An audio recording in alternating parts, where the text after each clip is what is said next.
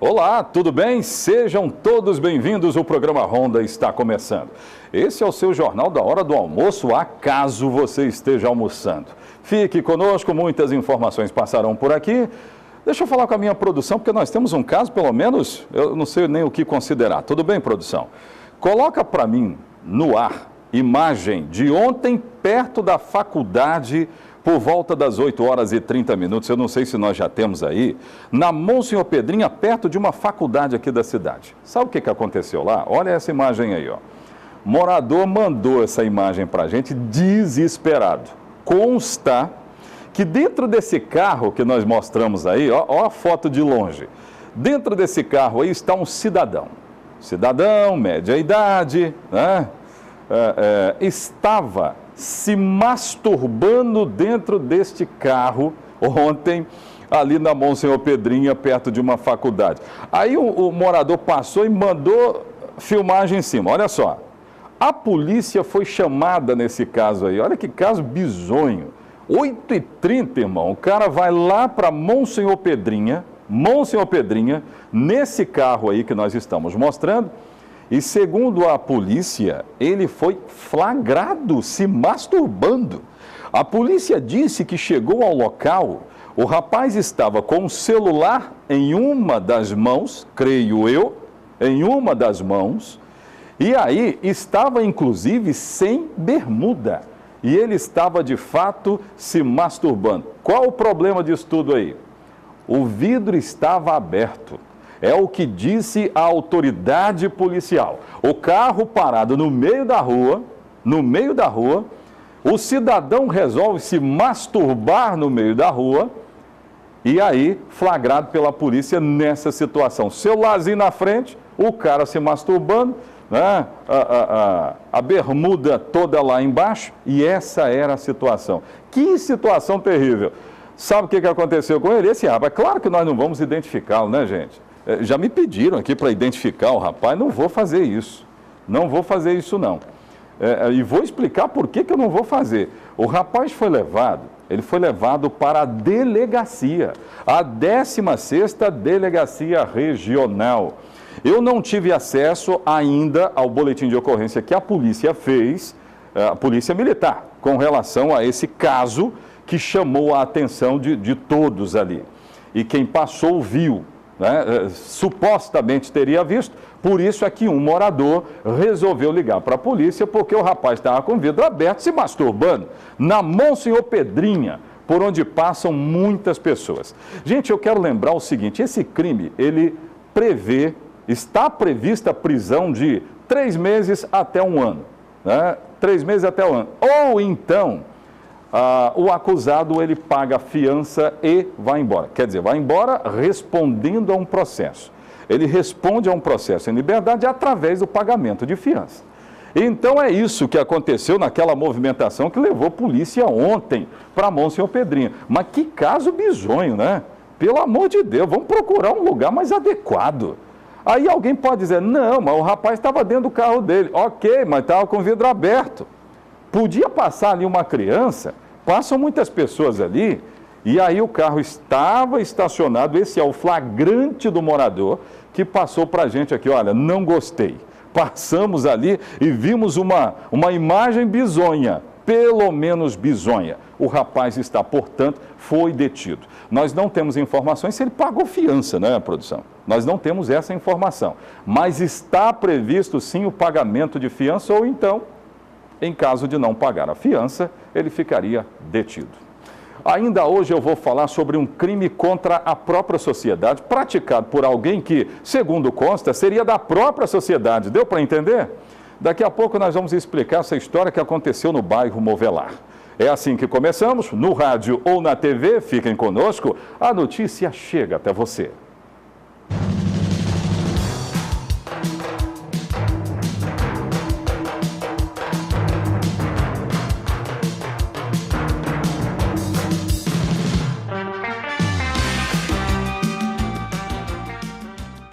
Eu não sei, produção, se eu já tenho imagem aí do roubo de fios de cobre lá do bairro Movelar, que aconteceu numa estação elevatória, é elevatória que se fala?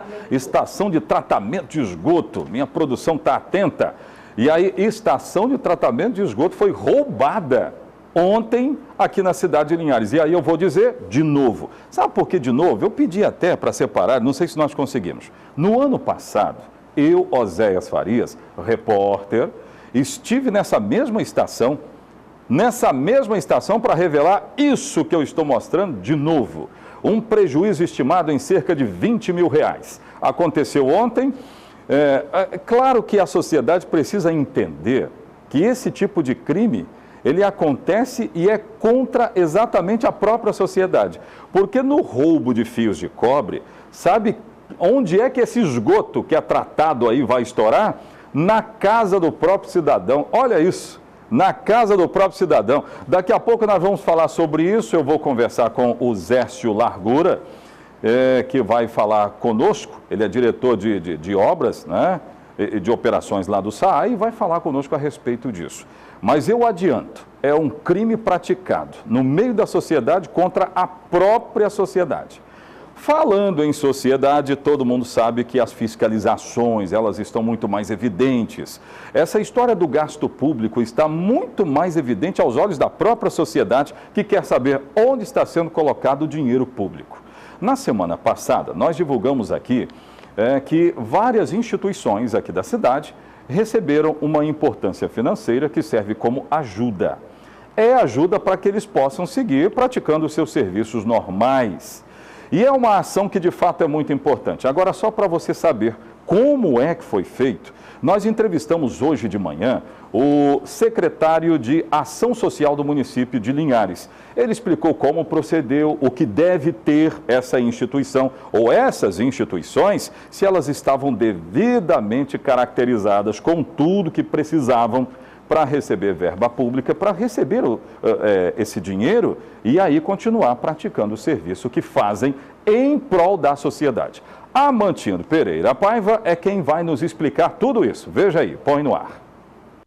Deve ser a quarta ou quinta vez neste governo, nos 2 anos e pouco, que o município de Linhares repassa às organizações sociais recursos para se manterem, né? A importância disso é porque o relevante serviço que prestam. Desta feita, foram beneficiadas em torno de 10 organizações. O município vai continuar, inclusive nos próximos dias sairão novos editais, porque nem todas foram contempladas desta feita. De acordo com o recurso disponível, nós publicamos editais, que é o que se exige da nova legislação. Me cabe perguntar o que tem que ter a entidade para ela receber esse tipo de recurso? Ela, comprovadamente, está realmente prestando serviços à sociedade. E está organizada, com registro no Conselho Municipal do Direito da Criança e Adolescente, né, e toda regulamentada. Essa é a exigência inicial. E o valor total que foi passado para essas entidades e quais essas entidades que foram beneficiadas nesta feita? Nessa oportunidade foram a DEFIL, R$25 mil, Cartas Diocesano de Colatina, 118.800, e a inspetoria é das Irmãs Salesianas lá do Planalto. Tá?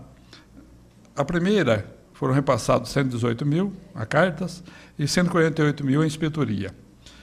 A ASAT, que é a Associação Meninos da Terra, tá? R$ 89.100. O CLAN, R$ 71.280. A FEMOL, R$ 47.520, que é a Associação Feminina das Mulheres lá dos Empresários de Imóveis do Canivete, diz R$ 47.520. Grupo Resgate, R$ 200 mil, onde faz aquele tratamento e acompanhamento de pessoas viciadas em droga, ali na Estrada do Farias. Lá da Fraternidade, R$ 200 mil também. Isso é aquela casa que abriga aquelas pessoas deficientes, aquelas crianças deficientes, lá no Interlago, ao lado do asilo. Lar dos Idosos, que é o asilo, R$ 200 mil. E Pestalozzi, R$ 150 mil. Então, esse total de R$ 1.250.200 desta vez. Mas o município já repassou em torno de R$ 5 milhões nesses 2 anos de governo.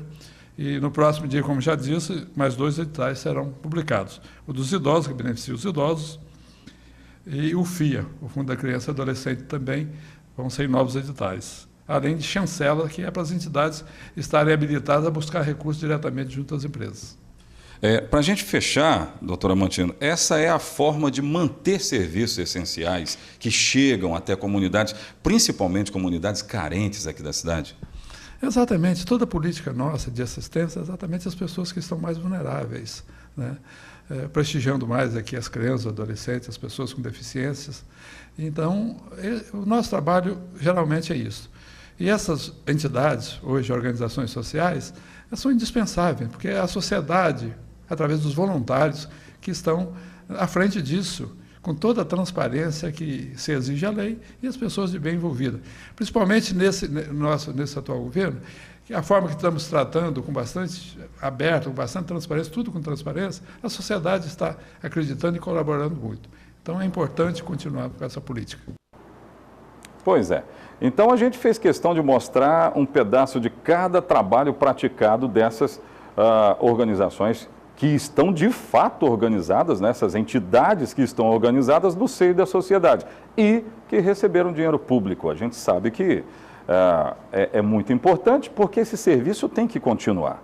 Se acaba, a própria sociedade paga o pato. Então, esse repasse tem um peso importante. Agora, são entidades que estão totalmente documentadas no município. A gente precisa dizer isso aí. Daqui a pouco de volta tem outras informações. Ainda hoje eu vou falar sobre roubo de cobre que aconteceu numa estação do SAE que fica no bairro Movelar.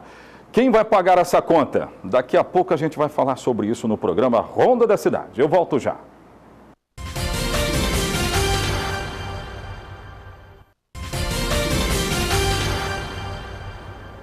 Nesse bloco nós vamos dar um giro pelo estado do Espírito Santo. E eu percebi que os nossos telespectadores gostam demais dessa visão local, regional do programa Ronda da Cidade. Vamos até a Grande Vitória, eu estou sendo assistido lá na Grande Vitória. Choveu ontem, né? Bastaram alguns minutos de chuva e a Grande Vitória teve pontos de alagamentos. Eu tenho essas informações, produção? Põe no ar. Não era nem 10 horas da manhã quando a chuva ficou forte na Grande Vitória. Em Vila Velha, na rodovia da Arli Santos, os motoristas enfrentaram o asfalto molhado. Em Campo Grande, Cariacica, esta rua comercial virou um rio com direito à correnteza por conta da força da água. A chuva já tinha chamado a atenção dos moradores da capital durante a madrugada. Choveu forte na Grande Vitória. Na capital, ruas ficaram alagadas. No bairro Ilha de Santa Maria, parte de uma casa desabou. Foi um grande susto e isso aí praticamente já é esperado, mas não dessa forma que foi dessa vez. Tem uma rede de manilhas da prefeitura que passa nos quintais acima, na parte alta. Toda vez que chove, essa rede rompe e a água desce toda nessa direção. A casa que caiu pertencia à irmã de Renato e estava desabitada por já ter sido condenada pela Defesa Civil. Não tinha morador na casa, né, que a pedido da Defesa Civil as pessoas já tinham saído da casa há um tempo atrás e dessa vez a casa veio abaixo devido à pressão da água da chuva, né? A casa desabou, mas não teve vítima porque as pessoas já tinham saído, né, há um tempo atrás, né? A Defesa Civil só compareceu ao local do desabamento pela manhã. Segundo o coordenador, as paredes restantes do imóvel podem cair. Fizemos a avaliação, a Prefeitura de Vitória, junto com a Central de Serviço, vai fazer a retirada de todo o escombro e das paredes que correm risco de desabar ainda desse imóvel. Segundo a Defesa Civil, nesta madrugada na capital choveu 10 vezes mais do que era esperado, 108,5 milímetros de chuva. Por conta disso, a Defesa Civil foi acionada 8 vezes para atender ocorrências em bairros da capital. Uma ocorrência de desabamento parcial do imóvel por conta das chuvas dessa madrugada, que ultrapassou o limite esperado, que era de 10 milímetros, choveu 109 milímetros aqui na capital. Então teve um deslizamento parcial que obstruiu a via de acesso ao imóvel aqui e parte dos escombros também atingiu a casa localizada na parte inferior aqui da cota. A Defesa Civil deixou orientação a moradores de encostas que a qualquer sinal de perigo deixem suas casas. O primeiro passo é sair do imóvel e depois acionar a Defesa Civil. A equipe vai até o local, fazer uma avaliação e aí sim informar se o morador pode permanecer no local ou não. Efeitos das chuvas. Produção, vocês se lembram bem que uma vez eu falei aqui que a maioria das cidades do estado não está preparada para a chuva. E é verdade. Choveu agora, 40 minutos depois, pode sair pela cidade procurando pontos de alagamentos. É impressionante. Ainda na Grande Vitória, eu recebi uma informação que os guardas municipais estão fazendo um cerco eletrônico para flagrar carretas que passam pelo centro de Vitória numa situação totalmente irregular. Eu tenho essas informações. Vamos saber. Põe no ar. A circulação das carretas em Vitória é regulada por 3 decretos que determinam os locais, os horários e o peso permitido nas vias urbanas. Agora, a tecnologia virou uma aliada na fiscalização. O cerco inteligente e o aparato de vídeo monitoramento de Vitória podem auxiliar nessa fiscalização e têm auxiliado, porque quando algum veículo pesado passa em alguma via no horário não autorizado, essas imagens elas são utilizadas inclusive para facilitar na notificação dos veículos. Apesar da novidade com relação às carretas, o cerco já é usado em outras funções. As câmeras de videomonitoramento já atuam na fiscalização, por exemplo, nas vias em que só é permitido o trânsito de ônibus e de outros coletivos. Tanto, por exemplo, vias em que não é permitido veículos, apenas ônibus, então nós já temos também feito notificações desses casos. E vias que não podem transitar caminhões, apenas carros pequenos, até por conta de piso que não suporta, também já está havendo notificação, já está se utilizando o aparato do cerco inteligente, tanto das câmeras de vídeo monitoramento para fazer a fiscalização.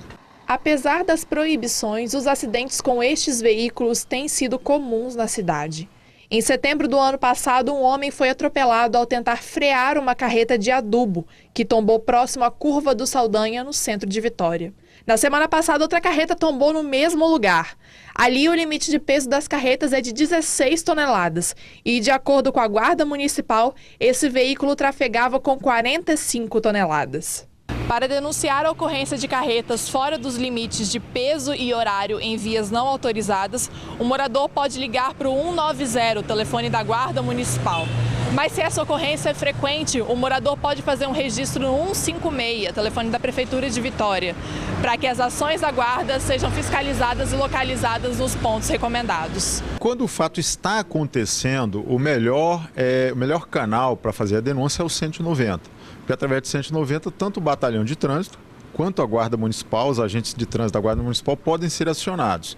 Se é uma coisa recorrente que tem acontecido com uma certa regularidade, ele pode até fazer uma reclamação através do 156, que as ações planejadas da Guarda serão feitas naquele local. Muito bem. Daqui a pouco de volta eu vou falar sobre o roubo na estação do SAAI. Daqui a pouco a gente vai explicar essa história. Repito, um crime cometido por alguém que supostamente seja do seio da sociedade contra a própria sociedade. Eu vou explicar isso já já. Ronda volta daqui a pouco.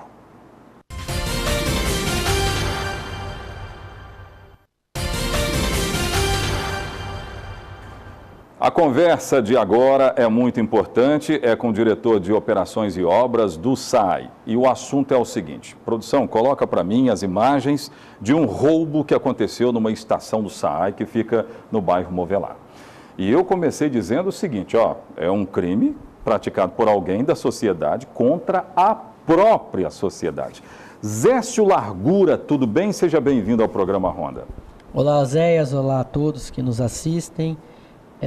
Realmente, mais uma vez estamos aqui para demonstrar um furto ao patrimônio público, né? Pois é. E sabe por quê? Pode voltar aqui para nós. Sabe por que ele está dizendo mais uma vez? No ano passado, produção, eu estive lá nessa mesma estação. Essa imagem que foi mostrada aí, eu visitei no ano passado. E o assunto era o mesmo. Eu quero falar sobre prejuízo. Quanto é que foi levado de cobre aí? Então, nós estamos fazendo o levantamento, mas já estimamos mais de 20 mil reais. Né? Dessa vez, né? Dessa vez. Dessa vez. Mais de 20 mil reais. Fica na descida ali do bairro Movelar, né? Essa estação. Isso, fica ali na Avenida Cerejeiras, próximo ao bairro Movelar, né? E, Osé, nós já fizemos as melhorias, né? Como podemos observar nas imagens, nós elevamos o muro ao entorno da estação de tratamento. Que foi uma ação pontual para evitar esse tipo de coisa também. Porque também, já né? havia, e nessa imagem aí, podemos observar que eles destruíram a concertina, eles cortaram a concertina e pularam o muro. Rapaz, os caras não estavam para brincadeira. E olha que é difícil, hein? Se o cara ficar agarrado nessa concertina aí, meu filho, vai dar um problemão sério. Mas aí eles rasgaram esse local e foram para dentro da estação e acabaram levando fio de cobre. O prejuízo total desta vez de R$20 mil. Porque quando a gente fala que não é só o prejuízo do cobre, né? Vem o prejuízo também à população ao todo, né? Que aí vem também que pode ter danificado a bomba nossa de distribuição da captação do esgoto, né? Então são N fatores que ocorrem com esse furto do cabo. Agora, me deixa eu falar, ver com você o seguinte, a gente está falando do furto do cobre. Eu gostaria de saber qual é o efeito direto do cara chegar lá e roubar o fio do cobre. O que pode acontecer aí? É esgoto acumulado na casa do cidadão? O que pode acontecer? Quando ocorre esse furto, pode ocorrer que vai transbordar esgoto em algum local, né, no ponto mais baixo. Ou pode ser na avenida, né, na via pública, ou até mesmo um retorno para dentro da casa do morador. Foi por isso, produção, foi por isso que eu disse que alguém do seio da sociedade praticando um crime contra a própria sociedade. Já pensou? O cara roubou o cobre, aí o esgoto está voltando lá para dentro da sua casa. Imagina um negócio desse. Alguém precisa ver isso e acionar as autoridades competentes. Porque R$20 mil agora. Mas se nós pegarmos, Écio, do ano passado, para a gente fechar, até agora, mais ou menos quanto de prejuízo, só com essa história de ação de ladrões lá? Se a gente for pegar, vamos pegar o todo de questão de esgoto mesmo, esgotamento sanitário do município. Prejuízo no geral? Já deve passar dos R$100 mil. R$100 mil. E se tem um reparo, quem vai fazer é o dinheiro público da própria sociedade. Porque o SAI é uma autarquia municipal, ela tem os seus recursos através da tarifa de água e de esgoto, então quem paga no final é a própria sociedade do que vem acontecendo. Muito bem. Obrigado, Zécio. Nós recebemos uma sugestão de pergunta do interior, não vai dar para fazer aqui, nós vamos fazer no rádio. Mas fica o alerta para a comunidade. Gente, pelo amor de Deus, alguém precisa ajudar também nessa fiscalização, que é coisa nossa, não é? O Ronda fica por aqui, obrigado pelo carinho da sua audiência, nós voltaremos amanhã. Eu estarei aqui esperando por você. Até amanhã. Tchau, tchau.